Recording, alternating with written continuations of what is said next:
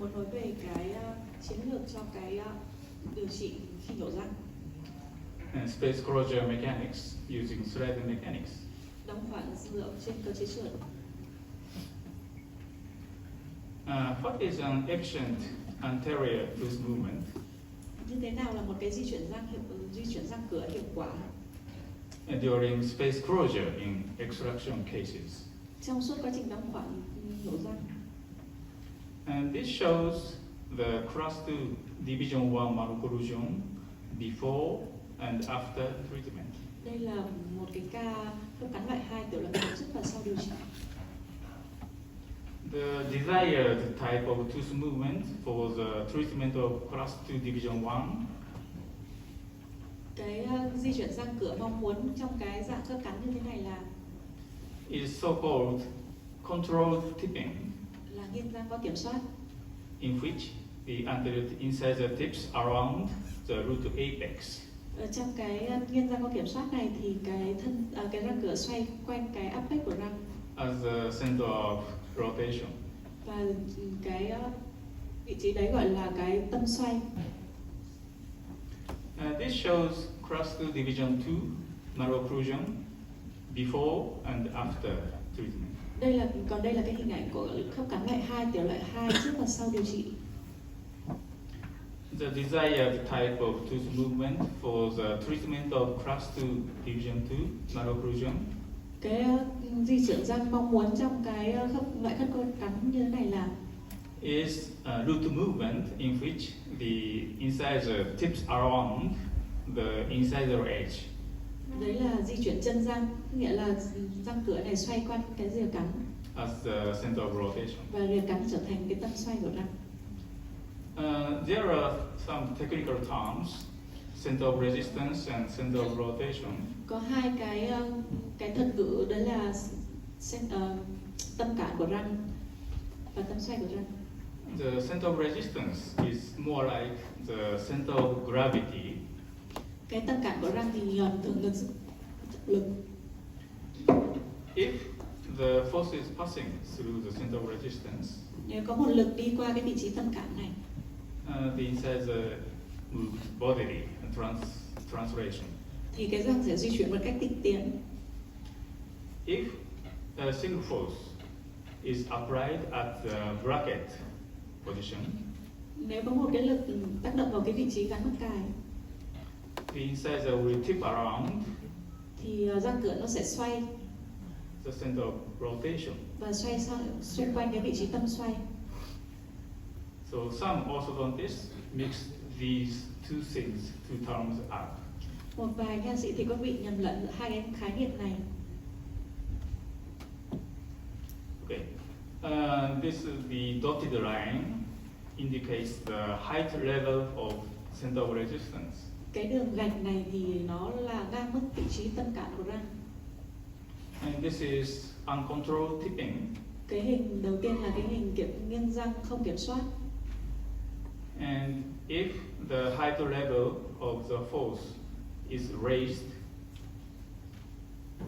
Nếu vị trí của cái lực tác động from here to here, nó nằm ở giữa từ mắc cài đến cái vị trí tâm cản này, and applied at the point somewhere between the brackets and the center of resistance, đặt ở giữa vị trí mắc cài và tâm cản, the incisor will tip around root apex. thì cái răng cửa nó sẽ xoay quanh cái vị trí chóp răng. This type of tipping is called control tipping Cái loại xoay này thì gọi là xoay có kiểm soát, and desired for the correction of class 2 division 1. và đấy là loại di chuyển mong muốn trong khớp cắn loại 2 tiểu loại 1. And this is the bodily movement or translation. Và đây là cái di chuyển tịnh tiến. If the force is applied at the point, the force is passing through the center of resistance, the tooth is going to move bodily. Nếu cái lực tác động mà đi qua cái vị trí tâm cản này thì cái răng nó sẽ di chuyển một cách tịnh tiến. If the force is applied at point somewhere above the center of resistance, Nếu cái lực được tác động ở một cái vị trí nào đó trên cái tâm cản, the center of resistance, the incisor will tip around an incisor edge as the center of rotation. Thì cái răng nó sẽ xoay quanh cái rìa cắn như là một cái tâm xoay. And this type of tipping is called root movement Và cái loại di chuyển này gọi là di chuyển chân răng. and desired for the correction of class 2 division 2. Huyện mong muốn trong khớp cắn loại 2, tiểu loại 2. But we cannot apply this force directly at this location with a surgical operation. Tuy nhiên là chúng ta không thể nào mà đặt được cái lực lên cái vị trí cao như thế nếu mà không có phẫu thuật. So in this manner, the location of center of resistance is unchanging regardless of force system. Nói tóm lại là cái vị trí tâm cản của răng này thì sẽ không thay đổi tùy ở bất kỳ cái hệ thống lực nào. And the location of center of rotation varies, it's changing depending on the force system. Còn cái vị trí tâm xoay này sẽ thay đổi tùy theo cái điểm lần lực ở đâu. This movie shows the common orthodontic problems. Cái video này thì cho chúng ta thấy là cái vấn đề chúng ta thường gặp And during emas retraction, khi chúng ta kéo khối. you may encounter during space closure in extraction cases. Các bạn phải đối mặt với cái vấn đề này khi các bạn đóng khoảng nhổ răng. Whatever mechanics you use, sliding or root mechanics, Bất kỳ là cái hệ thống nào bạn sử dụng, hệ thống trượt hay là hệ thống đóng khoảng bằng loop, you face some difficulties in closing extraction space. các bạn đều gặp những cái khó khăn trong cái đóng khoảng một răng. This is an extraction case, Đây là một cái trường hợp nhổ răng. and during space closure, Và trong cái suốt quá trình đóng khoảng, this is an extraction case. à, Yes, and anterior overbite tends to increase. Okay. Anterior overbite is increasing cái độ cắn trùng thì càng ngày càng tăng in the course of space closure. khi chúng ta đóng khoảng. Why does it happen? Why the bite is deepened? Tại sao cái khớp cắn vùng răng cửa nó lại càng ngày càng sâu vậy? So there are two factors which cause the bite deepening and impede the treatment efficiency. Có hai cái yếu tố làm tăng cái độ cắn sâu vùng răng cửa và làm tăng cái thời gian điều trị, làm giảm cái hiệu quả điều trị. So first factor is uncontrolled tipping, Cái yếu tố đầu tiên đấy là nghiêng răng không kiểm soát, which is produced because of anterior toe growth. điều đó xảy ra vì cái sự mất to của vùng răng cửa. And second factor is bowing effect, Và cái yếu tố thứ hai đó là cái hiệu ứng cuộn, which is characterized by deformation of arch wire or dentition. Hiệu ứng cuộn được nhận ra bằng cái sự biến dạng của dây cung hoặc là biến dạng của cung răng. And consequently, the incisors are extruded. Và như một cái hậu quả thì cái răng cửa nó sẽ bị trồi xuống. This can happen from time to time. Nó có thể xảy ra dần dần theo thời gian. The first problem is anterior toe growth. Cái vấn đề đầu tiên đấy là vấn đề mất to vùng răng cửa, In other words, uncontrolled tipping, hay gọi là nghiêng răng không kiểm soát. which extrudes the incisor edge Nó of làm the incisor. nó làm trồi cái rìa cắn của răng cửa. Why anterior toe growth or uncontrolled tipping will be produced during space closure? Vậy thì tại sao cái việc nghiêng răng không kiểm soát này lại xảy ra trong cái quá trình đóng khoảng? Because we use undersized wire in slider mechanics. Bởi vì chúng ta phải sử dụng một cái dây cung nhỏ hơn cái họng mắc cài trong cái cơ chế trượt. In other words, there is a play between arch wire and brackets. Có nghĩa là nó sẽ có một cái khoảng dơ giữa mắc cài và dây cung. This is a situation in which a leveling phase is complete. Đây là một cái tình huống mà khi chúng ta dàn đều răng. In the correction of maxillary protrusion. Excuse me. In the correction of maxillary protrusion.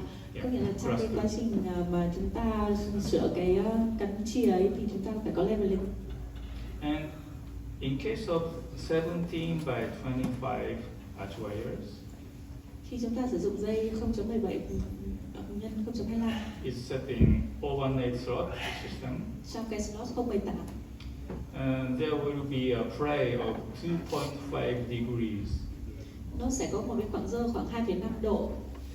Then now the retraction force is applied. Và khi chúng ta sử dụng cái lực kéo,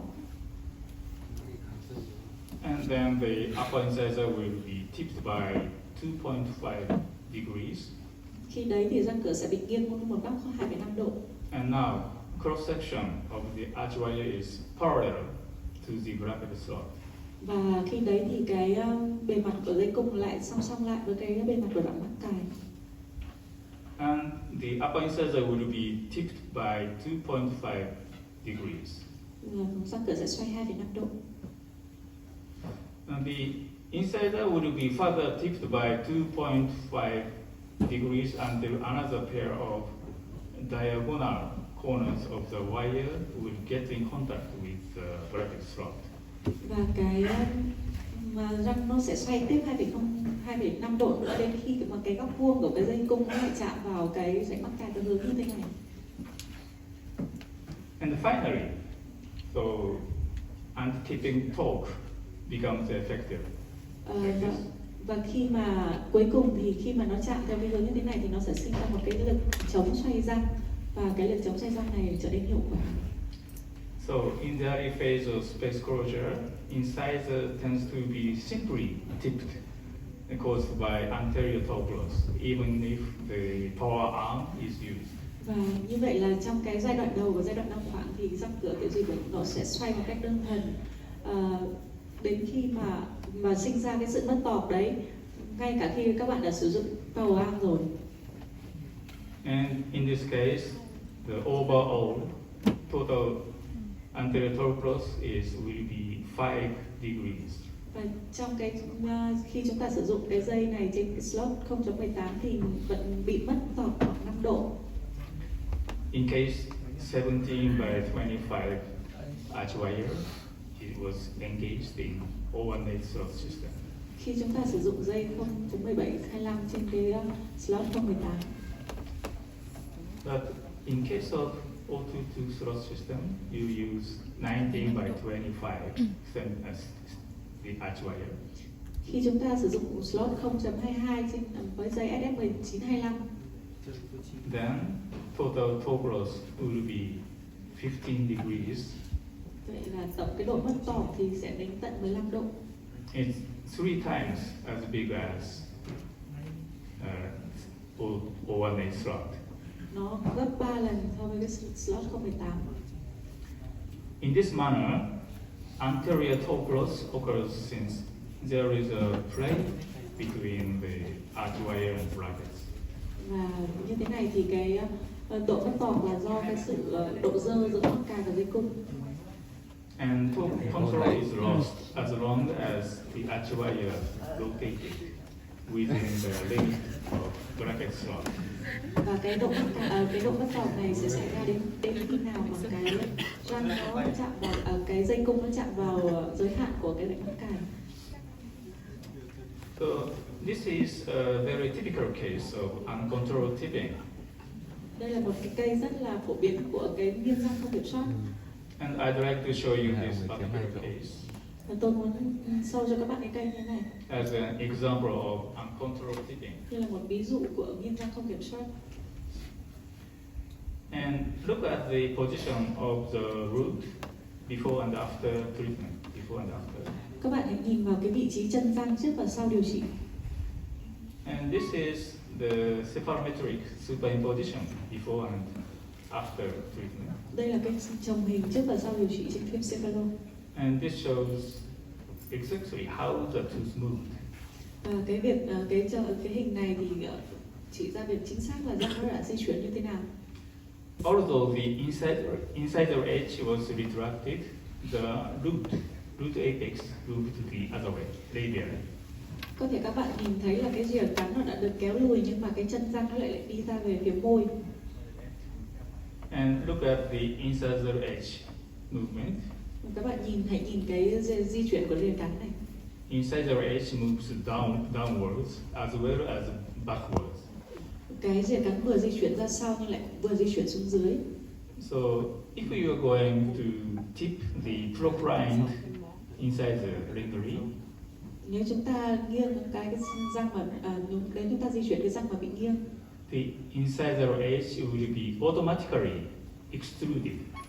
Thì cái rìa cắn nó sẽ một cách tự động là nó trồi xuống. Even if you do not apply any extrusive force. Ngay cả khi bạn không sử dụng một cái lực làm trồi nào. It is called relative extrusion of the incisor as technical term of aligners. Nó được gọi là cái di chuyển dạ rìa cắn trồi răng một cách tương đối mà hay sử dụng trong cái align, hay sử dụng trong cái máng. I don't like this word though. Thầy không thích cái term đấy, thầy không thích cái di chuyển trồi răng một cách tương đối như thế. So overbite will increase automatically as you try to retract the anterior teeth with ringle crown tipping. Thì cái độ cắn trùng nó sẽ tăng lên một cách tự động khi các bạn mà kéo vùng răng cửa mà cái thân răng nó bị nghiêng như thế. And more substantially, the incisor will be tipped, more overbite will increase. Và cái răng nó càng nghiêng thì cái độ cắn chìa nó càng tăng. So second problem is cái vấn đề thứ hai đó là bowing effect, cái hiệu ứng cuộn, which is characterized by deformation of arch wire or dentition. Nó được nhận ra bởi là cái sự biến dạng của dây cung hoặc là biến dạng của hệ thống cung răng. Which causing extrusion of the incisor itself. Nó gây ra cái sự trồi của răng một cách thực sự.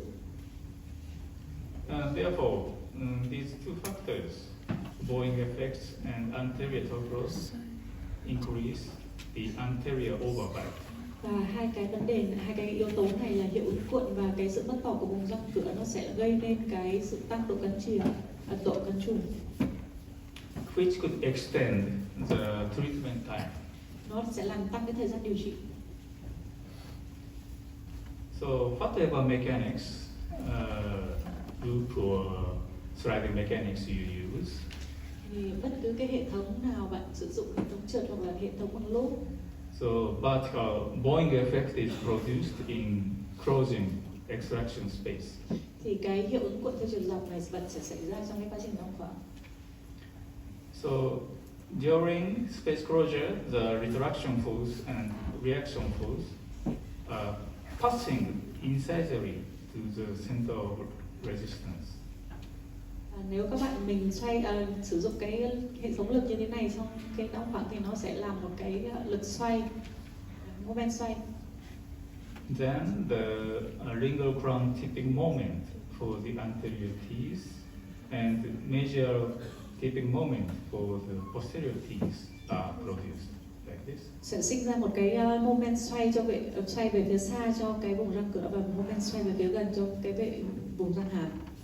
And as a result, both anterior and posterior segments will be tipped into the extraction site.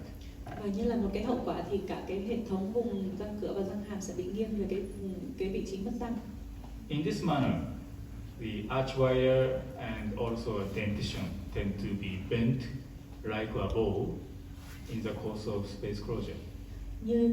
Do cái cách này thì cả cái dây cung và cái hệ thống cung răng thì đều bị cong lên trong một góc như thế này. This is called bowing effect. Và nó được gọi là cái hiệu ứng cuộn. I'm sure you experienced this. Tôi chắc là các bạn đã gặp phải cái tình huống như vậy rồi. The anterior overbite becomes deeper and deeper as you try to close the space. Có nghĩa là cái độ cắn trùng càng ngày càng tăng khi các bạn cố gắng đóng khoảng. The most critical issue is over extrusion of the incisors.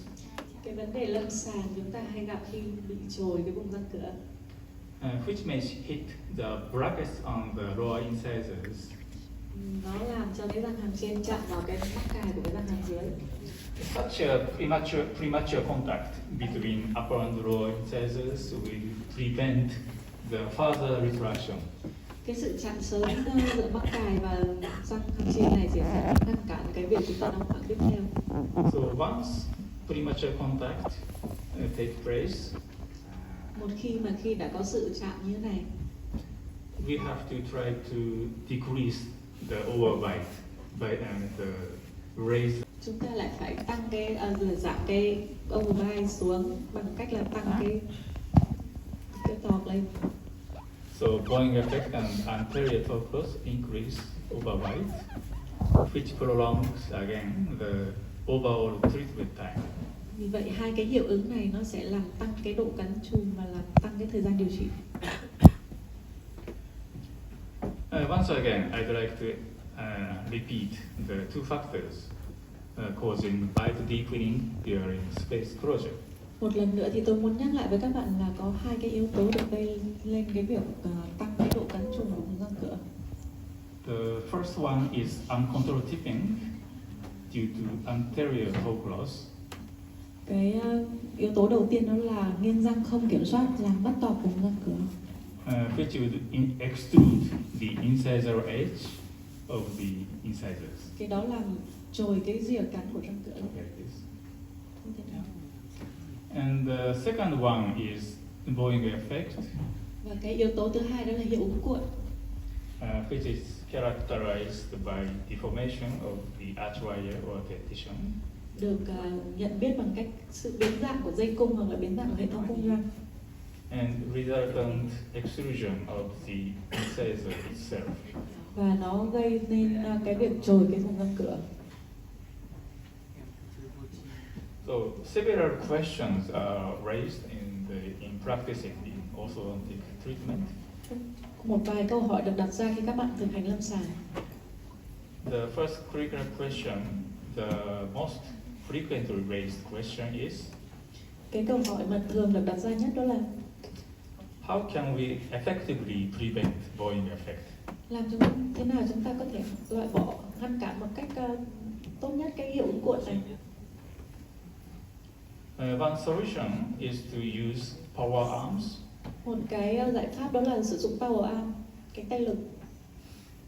And another solution is to incorporate compensating curve or reverse curve into the arch wire. Và một cái giải pháp thứ hai đó là bẻ thêm cái đường cong bù trừ hoặc là đường cong ngược vào cái dây cung. So solution one is the use of power arms combined with sliding mechanics. Giải pháp đầu tiên là sử dụng cánh tay lực trong cái hệ thống, trong cái cơ chế trượt.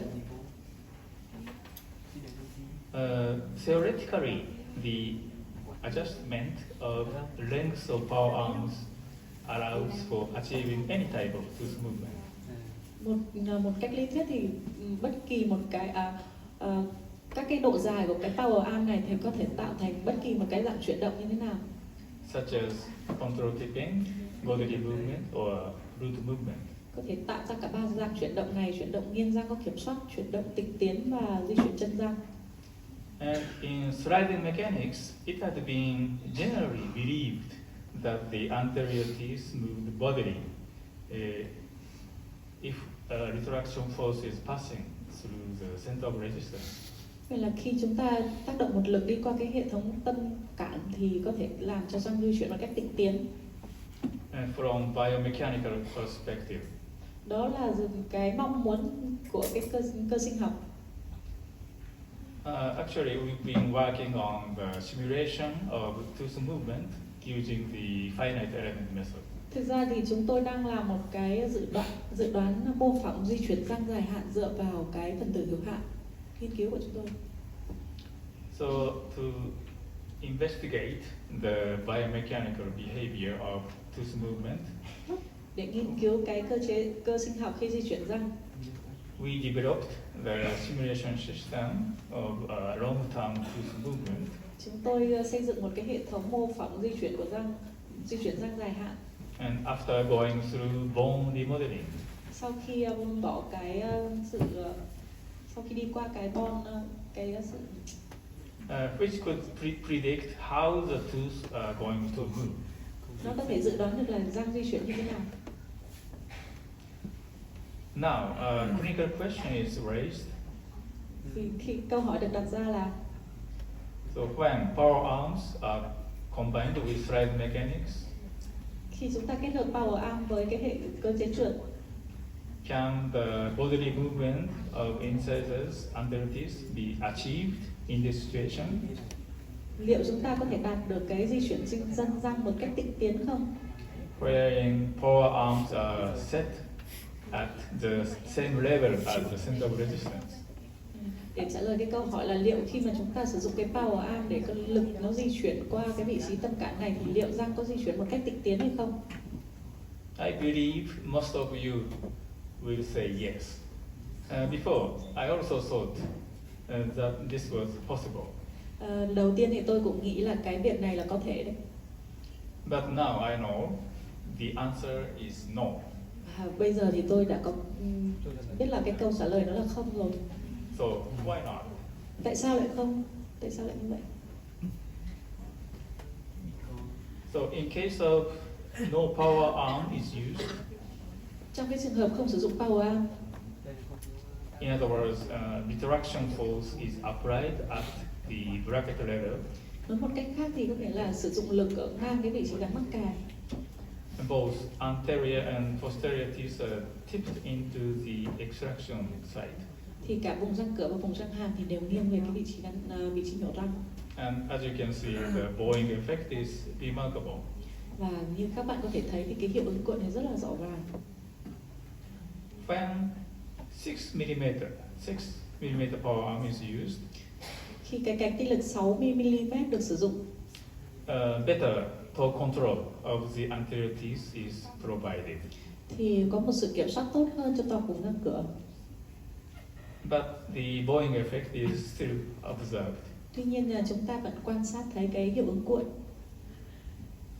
When 10 mm power arm is used, Khi cánh tay lực 10 mm được sử dụng, bodily movement is in the early phase.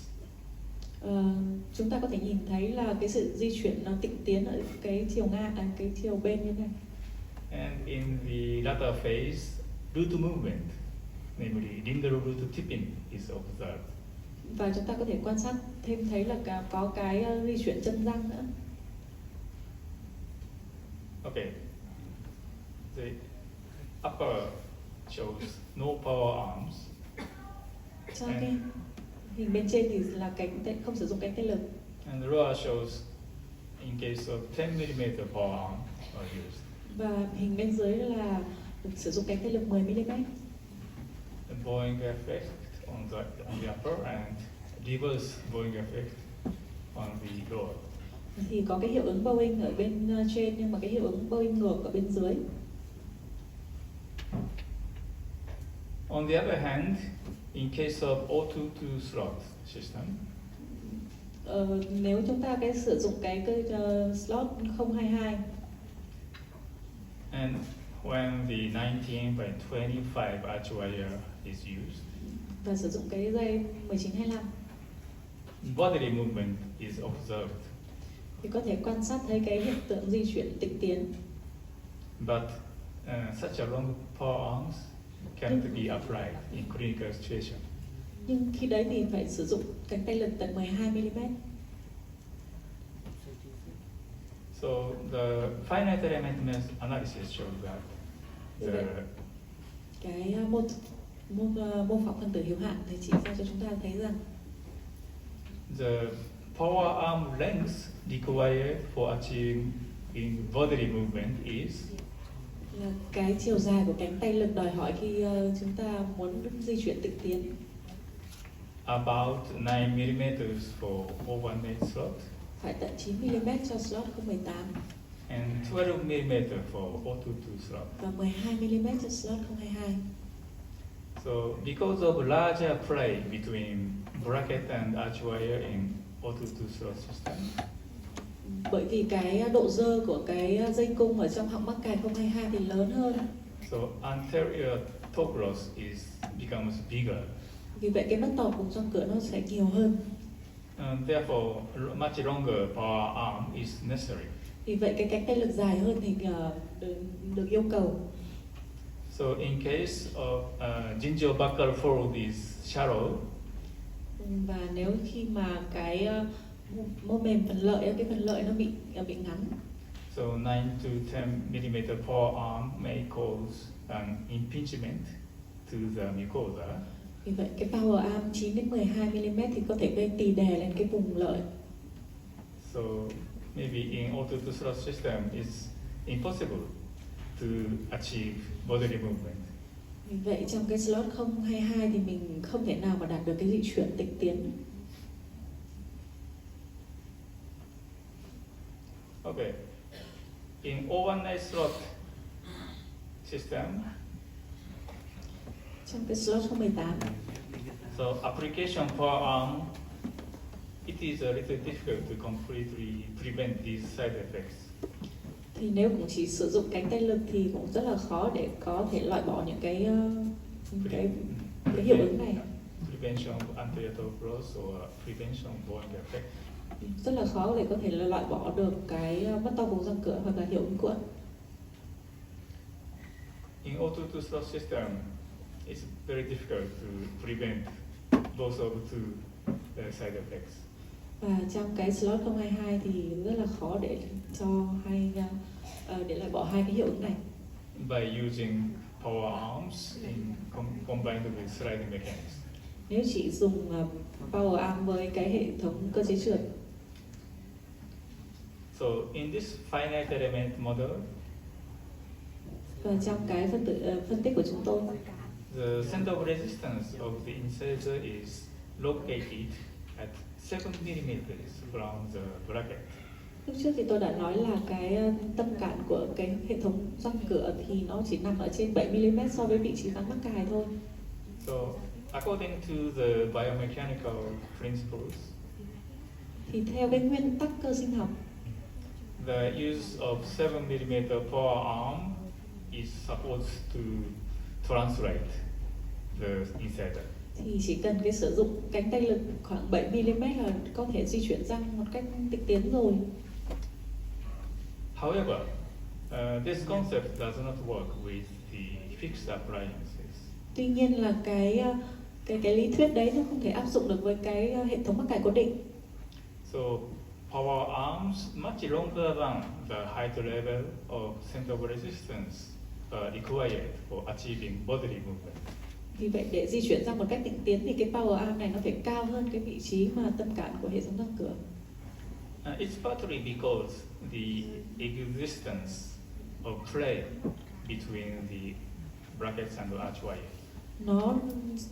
Cái đấy là do vì phải có một cái sự độ dơ giữa mắc cài và hệ thống dây cung.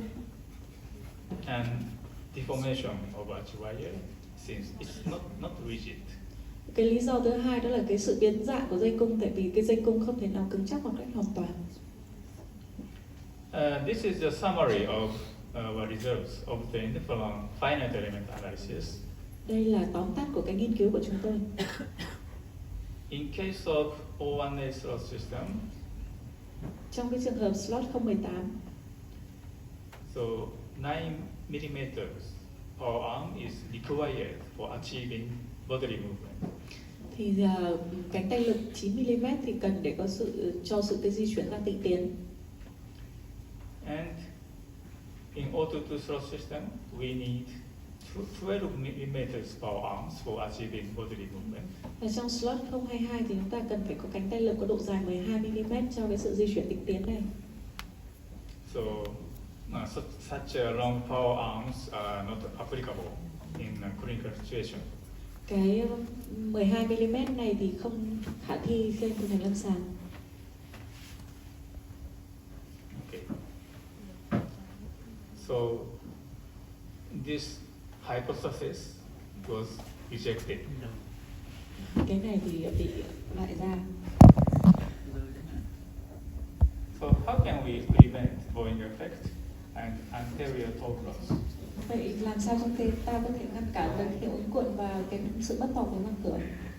So In addition to the use of power arm, Bên cạnh cái việc sử dụng cánh tay lực thì the placement of a certain degree of twist in the anterior portion of the arch wire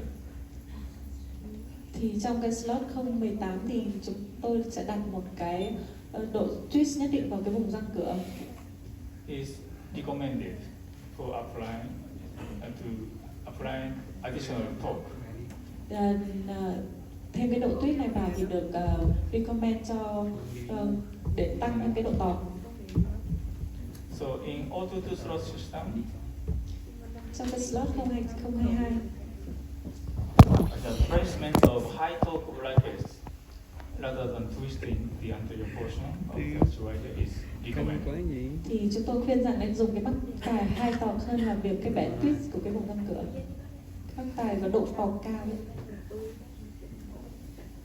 And another solution to prevent the bowing effect and anterior torque loss Một cái giải pháp thứ hai để ngăn cản hiệu ứng cuộn và bắt tọt vùng răng cửa is an incorporation of a compensating curve into the arch wire.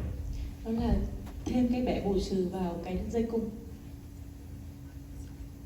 In this simulation, the compensating curve is given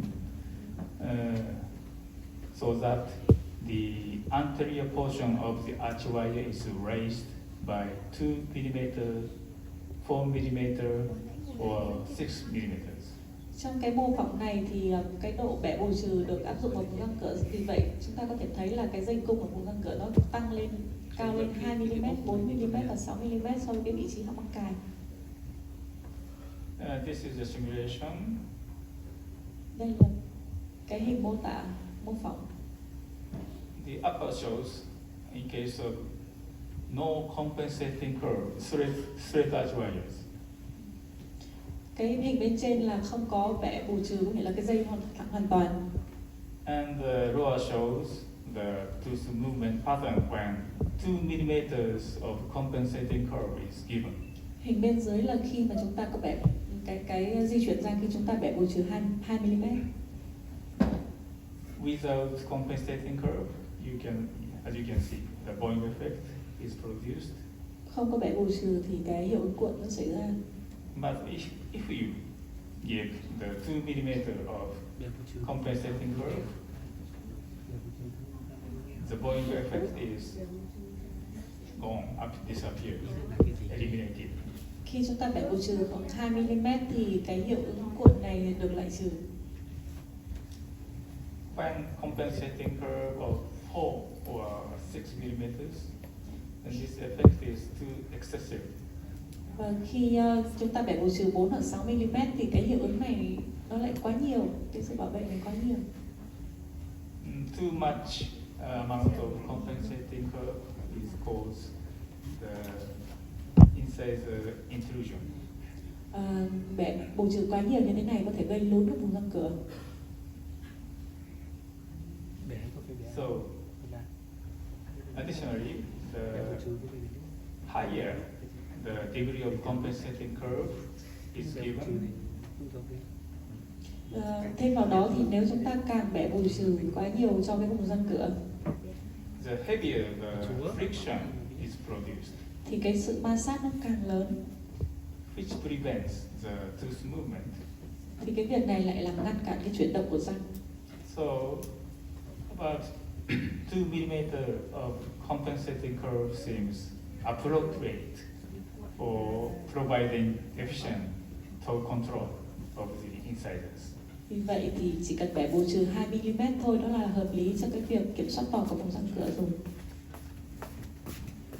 So, disadvantage of sliding mechanics is that the friction is generated. Một trong những cái nhược điểm của cái hệ thống trượt đấy là cái ma sát giữa dây cung và mắc cài. At the interface between the brackets and the arch wire. Đó là cái ma sát sinh ra giữa tiết điện giữa dây cung và mắc cài. Which could prevent the teeth from moving efficiently. Nó có thể ngăn cản răng di chuyển một cách hiệu quả. So, in the course of space closure, trong các giai đoạn đóng khoảng. The friction generated at the interface between the arch wire and borer tube Thì ma sát được sinh ra giữa dây cung và cái tuyết của răng sáo ở răng hàm is increased from here to here during the space closure. nó càng ngày càng tăng, nó tăng từ bên trái ở giai đoạn đầu và bên phải ở giai đoạn bên So, sau. as a result, the rate of tooth movement or velocity of tooth movement is slowed down Có nghĩa là cái tốc độ di chuyển răng càng ngày càng chậm as the space is closed. khi chúng ta đóng khoảng. So, this explains why you sometimes have a great difficulty in making the final closure of space of 1 or 2 millimeters in sliding mechanics. Điều đó giải thích vì sao thì 1 đến 2 mm đóng khoảng vân cuối cùng ấy thì nó rất là chậm. So how can we reduce the friction? Vậy làm sao chúng ta có thể giảm được cái ma sát này? So one solution is to use an arch wire whose cross section of the posterior portion is reduced. Một giải pháp đó là chúng ta sử dụng cái dây cung mà cái tiết diện của vùng phía sau được giảm đi vào thành hình tròn. Then the binding effect is less likely to be produced. Thì cái hiệu ứng này nó sẽ được giảm đi. Since the clearance between arch wire and bracket is larger. Thì khi đấy thì cái mắc sự tiết diện của mắc cài và dây cung nó sẽ khác nhau nhiều hơn. If we apply a single force of, for example, 100 grams at one point on the power arms, Ví dụ chúng ta tác dụng một lực 100 gram lên cái power arm này ở vùng răng cửa. the canine is subjected to 50 to 6 gram force. Thì cái răng nanh đó, nó sẽ nhận được một cái lực khoảng từ 60 đến 70 gram. On the other hand, only 10 to 20 gram force is distributed to the central incisor or lateral incisors. Trong khi đấy thì chỉ một lực khoảng 10 đến 20 gram được tác động đến cái vùng răng cửa giữa và răng cửa bên. And during the greater part of space closure. Và trong cái toàn bộ cái thời gian mà mình đóng khoảng. As you can see, the force is not equally distributed. Như các bạn có thể thấy thì cái lực này nó không được phân bố một cách công bằng.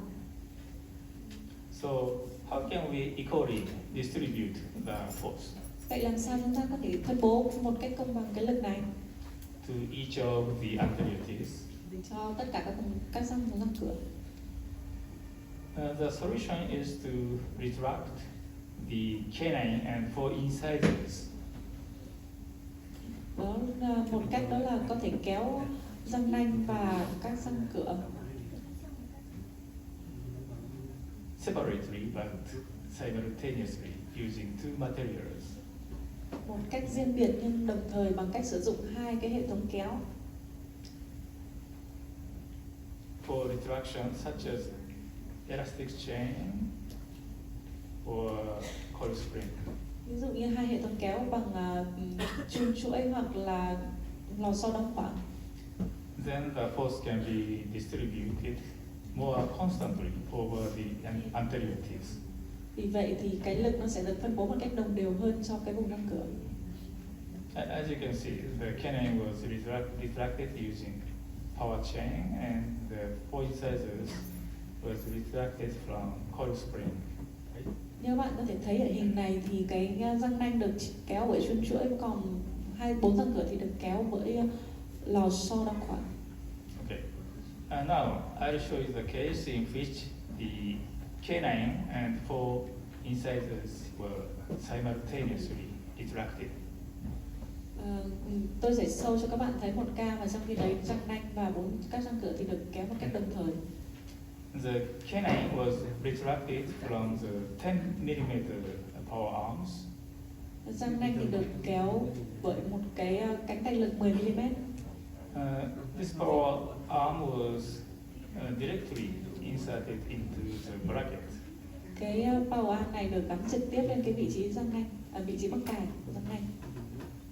10mm power arms could achieve the bodily movement of the canine. 10 mm của cái bào hàm thì có thể di chuyển tiến cho răng nanh. And at the same time, 4 incisors were retracted from the 6 mm bowel arms. Và cái 4 răng cửa thì được kéo bởi cánh tay lực 6 mm. And after the 2 months, the space was closed. This decreased by 2.7 mm. Và sau 2 tháng thì cái khoảng được 2,7 mm. It's very fast. Cái tốc độ đóng khoảng này thì khá là nhanh rồi. This case indicates that it's quite important to apply uniformly distributed force to each tooth. Việc này thì chứng tỏ rằng cái việc phân bố lực một cách đồng đều thì rất là quan trọng. For accelerating the tooth movement. Quan trọng trong cái việc tăng cái tốc độ đóng khoảng lên. Okay. So, as long as we use slide mechanics, có nghĩa là khi chúng ta sử dụng cái cơ chế trượt, generation of friction cannot be avoided. Thì không thể nào mà loại bỏ được cái ma sát cả. So, why we cannot complete final closure of the space? Vậy thì tại sao chúng ta không sử dụng đóng khoảng những cái khoảng cuối cùng và những cái khoảng nhỏ? We have to switch to loop mechanics. Nghĩa là khi đóng khoảng bằng những cái khoảng nhỏ cuối này thì chúng ta có thể chuyển sang cái cơ chế đóng khoảng bằng loop. So we need to understand the biomechanical aspects of loop as well. Vì vậy chúng ta đều phải biết được cái cơ chế đóng khoảng bằng loop nó như thế nào. So what is the optimal length of the loop? Vậy cái chiều dài tối ưu của cái loop là bao nhiêu? 8 mm 8 mm có phải không? or longer than 9 mm? Hoặc là hơn 9 mm? This situation 9.3. Ở trên cái hình này là 9.3 mm. This figure is quoted from a textbook, Contemporary Orthodontics, written by Dr. Profit. Thì cái hình này tôi được lấy từ ở trong quyển sách Contemporary Orthodontics của giáo sư Profit. And this is the basic design of loop. Đây là cái design cơ bản của loop. Vertical loop Cái loop theo chiều dọc of 8 mm in height. có chiều dài là 8 mm. This 8 mm vertical loop Cái chiều dài 8 mm của loop này bent from 18 by 25 arch wire được bẻ trên dây cung 18-25 will generate 500 gram of traction force. sẽ sinh ra một lực 500 gram lực kéo lùi When 1 mm activated. khi mà chúng ta kích hoạt loop 1 mm trên cái loop chiều dài 8 mà được bẻ trên dây 18-25 thì nó sẽ sinh ra một cái lực là 500 gram. This is the basis of closing loop. Đây là cái cơ bản của cái loop. It's easy to memorize. Just only 500 gram. It's very simple. Các bạn phải nhớ cái điều này, 500 gram lực rất là đơn giản. But some orthodontists recommend to use 5 mm closing loop, very short. Ở một số thì tác giả chỉnh nha thì có khuyên là dùng cái 5 mm chiều dài, nhưng mà cái loop 5 mm thì rất là ngắn. And if you use a shorter closing loop, nếu chúng ta sử dụng một cái loop ngắn hơn, the traction force becomes much larger, heavy force is applied. Thì cái lực kéo nó có thể sinh ra được lớn hơn và cái sự lớn hơn 500 gram kia. So actually we calculated the amount of retraction force Chúng tôi đã nghiên cứu cái lực đóng khoảng when activating vertical loop. khi kích hoạt loop. So 8 mm vertical loop bent from 17 by 25 or 18 by 25. Cái loop mà chiều dài 8 mm được bẻ trên dây 17-25 hoặc dây 18-25. And they will produce approximately 500 gram of force. Nó sẽ sinh ra một cái lực khoảng 500 gram. And if you need to reduce the force, then Nếu chúng ta muốn giảm cái lực So if you reduce the loop height from 8 to 6 millimeters, Nếu chúng ta giảm cái chiều dài của loop từ 8 xuống 6 mm, then the force increases by 2.2 times. thì cái độ lớn của lực nó sẽ tăng lên 2.2 lần, It's more than double. gần hơn gấp đôi cơ. So some orthodontists are using loops of 5 to 6 millimeter height. Một vài nha sĩ sử dụng loop có chiều dài 5 đến 6 mm, Then they produce a force heavier than 1 kilogram thì cái lực nó sẽ hơn 1000 gram, hơn 1 kg with activation of 1 millimeter. khi chúng ta kích hoạt 1 mm. It's too heavy. Nó quá là lớn.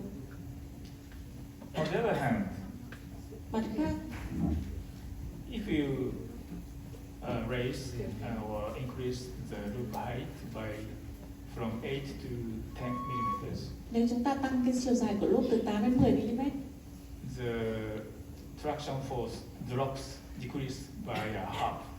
thì cái lực nó giảm đi một nửa. So only 2 millimeter increase in the loop height Chỉ cần tăng 2 mm chiều dài của loop thôi, will reduce the traction force by half. chúng ta có thể giảm đi cái lực kéo lui một nửa. So now I repeat again, the 8 millimeter vertical loop will produce 500 gram force. Tôi sẽ nhắc lại một lần nữa là sử dụng loop có chiều cao 8 mm thì có thể sinh ra 500 gram lực ở trên 1 cm.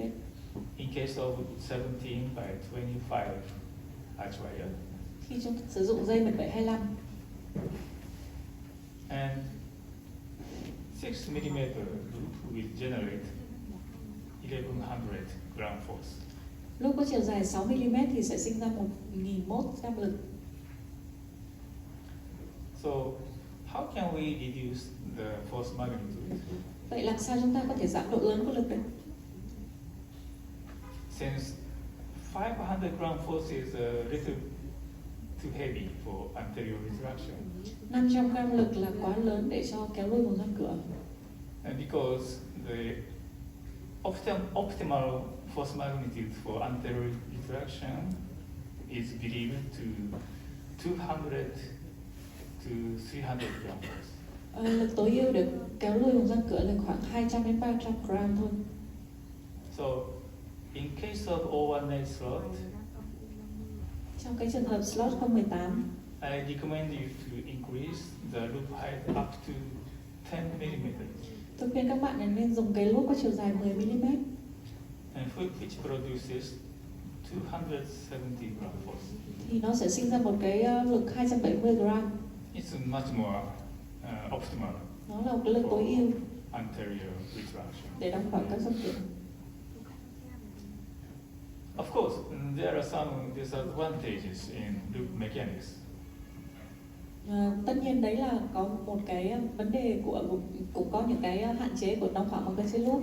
When the space is closed with loop mechanics, Khi chúng ta đóng khoảng bằng loop, the anterior teeth will be easily tipped and also extruded. thì cái vùng răng cửa này rất là dễ bị nghiêng và bị trồi xuống. Why? Tại sao lại như vậy? It's because the wire span or wire length at this site, in the extraction site, is too long. Tại vì cái chiều dài của cái khoảng này, cái khoảng dây cung này thì quá là dài. Chiều dài của đi qua vùng răng cửa ấy ạ. And therefore, the rigidity or stiffness of the wire at this site becomes weak. Có nghĩa là cái độ cứng của cái dây cung này nó sẽ bị yếu đi. And the arch wires will be easily deformed like this. Và cái dây cung nó sẽ dễ dàng bị biến dạng như thế này. So therefore, bowing effect is more likely to occur with loop mechanics as compared with sliding mechanics. Có nghĩa là cái hiệu ứng cuộn này sẽ dễ dàng xảy ra hơn khi chúng ta đóng khoảng bằng loop so với là khi chúng ta sử dụng cơ chế trượt. Then the loop mechanics is not good for space closure. Thì có phải là cái cơ chế bằng loop thì không tốt cho đóng khoảng không? I would not say so. Tôi không nói như thế đâu. The problem is that loops are placed at the extraction site distal to the canine. Vấn đề ở đây là tôi đang thấy cái loop nó đặt ở vị trí mất răng ở phía xa của vùng răng nanh. So, how can we effectively prevent Boeing effect? Làm thế nào chúng ta có thể loại bỏ cái hiệu ứng cuộn này? Wait a moment.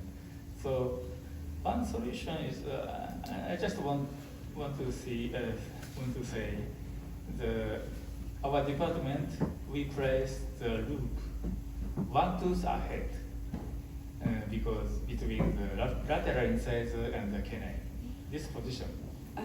Thì ở lab của chúng tôi, ở cái cơ sở thực hành của chúng tôi thì chúng tôi không đặt loop ở cái vị trí phía xa của răng nanh này đâu, mà chúng tôi đặt ở phía trước một răng thôi, khoảng mất răng, có nghĩa là giữa răng cửa bên và răng nanh. If loop is here, then this portion, the wire at the extraction site is straight. Nếu mà cái loop ở phía trước thì cái khoảng mà thầy đang chỉ đỏ ấy nó sẽ là một cái đường thẳng. Then the wire stiffness is much stronger and not easily deformed. Thì cái độ cứng của cái dây cung ở đoạn đấy nó sẽ cứng hơn và không thể dễ dàng bị biến dạng. Then the Boeing effect could be reduced. Thì có thể giảm được cái hiệu ứng cuộn. Okay, now, how can we effectively prevent Boeing effect in case of all one-mate slot? Vậy làm sao chúng ta có thể loại bỏ, ngăn cản một cách hiệu quả cái hiệu ứng cuộn ở trong slot 018? One solution is to incorporate a gable bend into the closing loops.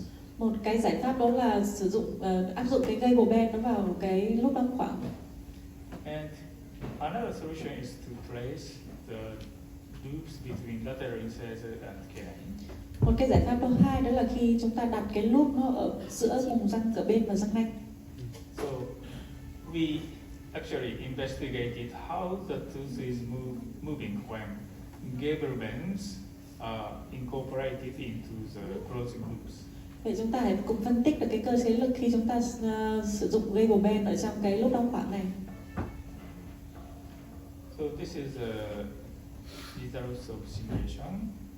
Đây là cái hình ảnh mô phỏng. In case of the upper, no gable bend is given to the loop. Ở bên trên thì mình không bẻ gable bend. The Boeing effect is of course very remarkable. Và chúng ta có thể thấy là cái hiệu ứng cuộn rất là rõ ràng. But even with the placement of 30 degree of gable bend into the closing loop, Ngay cả khi chúng ta bẻ cái gable bend 30 độ ở trong cái lúc đóng khoảng như thế này, so tipping tendency is much more remarkable. thì cái vẫn có nhìn thấy cái hiệu ứng cuộn, vẫn có thể nhìn thấy cái khuynh hướng nghiêng của răng. So as I've already mentioned, the closing loop placed distal to the canine. Tôi cũng vừa nhắc đến cái việc đặt cái vị trí loop ở cái phía xa của vùng răng nanh ấy. Boeing effect is more likely to occur. Cái hiệu ứng cuộn thì cũng rất là rõ ràng. So my recommendation is not to place closing loop at this site. Thì lời khuyên của tôi là không nên đặt cái loop đóng khoảng ở vị trí này. But one tooth ahead between lateral incisor and the canine. Có nghĩa là đặt ở cái vị trí giữa răng cửa bên và răng nanh. Then this portion is straight. Và cái đoạn này nó sẽ thẳng. And wire length is shorter. Và tại vì cái dây nó ngắn hơn. Therefore, the much more rigid and stiffer. Có nghĩa là nó sẽ cứng hơn. Against the wire deformation. Chống lại cái sự biến dạng của cung răng.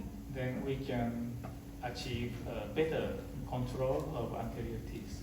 Khi đấy thì chúng ta có thể cung cấp một cái sự kiểm soát tốt hơn cho vùng răng cửa.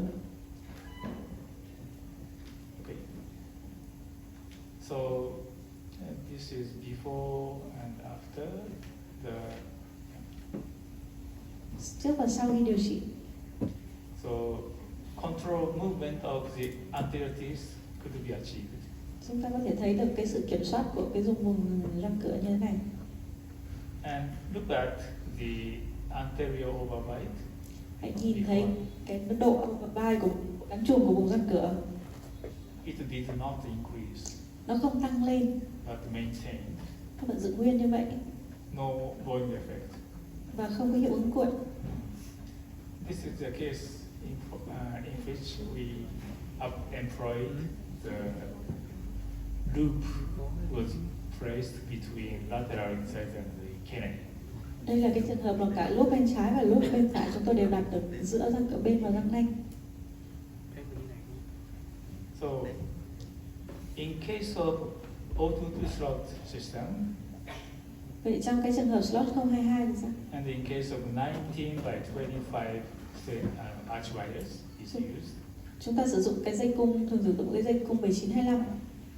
the force will be increased by 1.4 times. Cái lực nó sẽ tăng lên gấp 1.4 lần.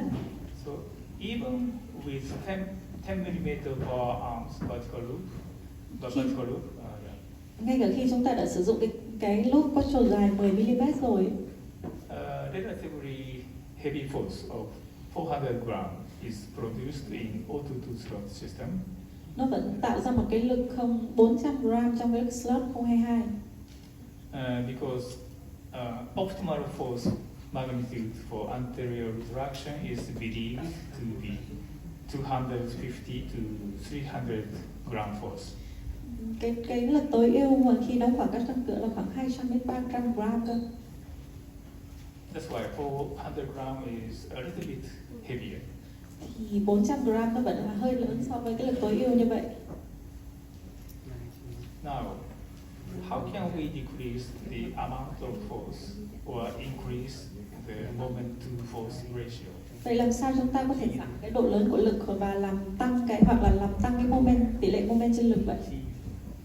So, if we add helices to the loop top, Nếu chúng ta cứ muốn thêm cái vòng xoáy này vào trong cái đầu của cái loop ấy, we can decrease the retraction force from 500 to 290 gram. chúng ta có thể giảm độ lớn của lực từ 500 gram xuống 290 gram. And also, moment to force ratio could be increased. Và đồng thời nó cũng sẽ làm tăng cái tỷ lệ moment trên lực lên. So, if you need to achieve control tipping, Nếu chúng ta muốn răng di chuyển một cách nghiêng không kiểm soát, you need 5 to 7 moment to force ratio. thì chúng ta cần cái tỷ lệ moment trên lực là 5 đến 7. And you need 10 of moment to force ratio for achieving bodily movement. Và chúng ta cần cái tỷ lệ này là 10 khi chúng ta muốn di chuyển ra một cách cực tiến. And 12 for root movement. Và tỷ lệ này cần là 12 nếu chúng ta muốn di chuyển chân răng. And if you bend such a loop with very complicated shape, Bẻ các loop mà có hình dạng mà nó phức tạp như thế này, you can apply deliver the moment force ratio of 9 to 10. thì chúng ta có thể tạo thành cái tỷ lệ moment trên lực khoảng 9 đến 10. But I suppose you don't like. Nhưng mà tôi nghĩ là các bạn không thích bẻ như thế này đúng không? Patients don't like neither. Cả bệnh nhân cũng không thích những cái loop phức tạp như thế này nữa. So now I'll introduce our article Tôi giới thiệu một cái bài báo của chúng tôi. describing the new design of closing loops. Có nghĩa là một cái thiết kế mới của cái loop đóng khoảng. So, how can we reduce the rigidity of the wire on the loop top? Làm sao chúng ta có thể giảm được cái độ cứng của cái dây cung ở cái đầu tận của cái loop? Like a keyhole loop Giống như cái keyhole loop này, cái loop ở bên dưới là cái keyhole. for reducing the traction force and increasing moment to force ratio. Làm giảm cái độ cứng thì có thể làm giảm cái lực tác dụng và tăng cái tỷ lệ moment trên lực. It's quite easy. Nó rất là đơn giản thôi. Just to reduce the thickness of the wire cross section Phải làm giảm cái độ dày của cái dây cung của cái đoạn này by half for a distance of 3 mm from the root apex. Có nghĩa là giảm một nửa cái cái tiết diện của cái dây cung ở đoạn này ở khoảng 3 mm cuối của cái loop. That's it. Chỉ cần thế thôi. And just grinding inside of the loop top. Giảm cái độ cứng ở cái đầu trên của loop. With the tapping handpiece at tear side. Dùng cái tapping handpiece That's it. trên ghế răng thôi. So from the top, I show you the fraction force, moment and moment to force ratio. Là từ trên xuống dưới tôi có thể có cái biểu đồ, ở trên là lực tác dụng, ở dưới là moment và ở dưới cùng là tỷ lệ moment trên lực. When varying the reduction rate of thickness of the wire cross section. Ở trục ngang đó là cái phần trăm của cái giảm, cái độ dày của cái dây cung. If you reduce the thickness of the wire cross section by half, 50%. Nếu chúng ta giảm một nửa cái tiết diện của cái dây cung ở vị trí cuối đây, you can decrease the fraction force from 491 to 204 gram force. Chúng ta có thể giảm lực từ 491 gram xuống còn 204 gram. And the moment to force ratio can be increased from 5.8 to 9.34. Và cái tỷ lệ moment trên lực nó sẽ được tăng từ 5,8 đến 9.3. So this is in case of 21 by 25 arch wire. Đây là cái trường hợp dây cung 21-25 đấy. So even with such a large wire size of 21 by 25, thậm chí khi chúng ta sử dụng cái dây cung rất là lớn, kích cỡ 21-25, we could deliver a very gentle force. Chúng ta có thể tạo ra một cái lực rất là nhẹ nhàng. Try it. Bạn có thể thử. So then we simulated the tooth movement pattern while using this newly developed crossing loop. Chúng tôi lại mô phỏng cái chuyển động của răng khi chúng tôi sử dụng cái loop mới này. In case of without reduction, normal conventional crossing loop is used. Nếu chúng ta, đây là hình ảnh khi mô phỏng khi không có cải tiến thì vẫn có sự cái Boeing effect đấy. Of course, a linear crown tipping of the incisors and Boeing effect is also remarkable. Khi chúng ta không, đây là cái hình ảnh mô phỏng khi không có cái cải tiến của cái loop thì cái răng cửa nó vẫn bị nghiêng và vẫn bị hiệu ứng cuộn. And next animation is in case of newly developed crossing loops. Và cái animation này, cái hình ảnh chuyển động này là cho khi chúng ta áp dụng cái loop mà đã được cải tiến rồi. And no gable bend is given to the loop. Trường hợp này thì tôi chưa vẽ gable bend vào cái loop đâu. Nevertheless, much better control of anterior teeth can be obtained. Như các bạn có thể thấy thì cái kiểm soát của răng cửa đã tốt hơn rất là nhiều rồi. Even without any gable bends. Thậm chí khi chưa sử dụng gable bend. And if you need to achieve bodily movement, nếu các bạn cần phải di chuyển răng tinh tiến, then 10 degree of gable bend is given. Thêm 10 mm gable bend vào. Then, as you can see, perfect bodily movement is chúng ta có thể thấy được cái sự di chuyển răng tinh tiến một cách hoàn hảo. Okay. So, if I summarize up to now, để tôi tóm tắt lại từ lúc này đến giờ. So, using this new design of crossing loop, khi sử dụng cái loop cải tiến như thế này, traction force is reduced to 204 gram force, even with all-to-2 slot system. Lực kéo lưỡi có thể giảm tới 204, thậm chí khi sử dụng cái slot 022. It's almost optimal force for the anterior retraction. Đây là cái lực tối ưu khi mình kéo lui các răng cửa. And moment to force ratio of 9.34 is produced. Cái tỷ lệ mô men trên lực thì tầm 9.34 được tạo nên Without the gable band. thậm chí không cần sử dụng label band. So if we put a certain degree of gable band, Nếu chúng ta đưa một cái độ label band nhất định vào, much better control of anterior teeth is produced.